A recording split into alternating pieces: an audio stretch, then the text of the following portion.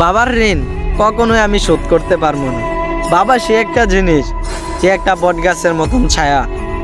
বাবা সে একটা জিনিস, হাজারো কষ্টের মাঝে বাবাকে পাওয়া।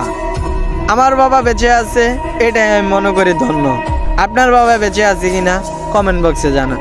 আর আপনার বাবা যদি বেঁচে থাকে তাহলে আমি মন থেকে দোয়া করি। আমার বাবা হলো একটি কৃষক, কৃষকের ছেলে আমি। আপনাদের ভালোবাসায় আজকে আমি এই জায়গায়। বাবার সাথে কাজ করতে করতে দিন ফুরিয়ে যায়, রাত হলে কুদিরা ঘুমায়, আবার দিন শেষে কাজে যায়। আমার বাবা কিন্তু আমার লাইগা অনেক কিছুই করছে, কিন্তু আমি কখনো করতে পারি নাই, কারণ আমি আমার বাবার সাথে সাথে কাজ করছি, তাই জন্য আমি কোনো কিছু করতে পারি নাই।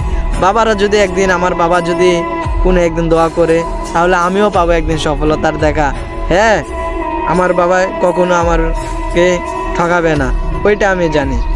আর যার বাবা নাই সে বোঝে বাবা হারানো কতটা ব্যথা।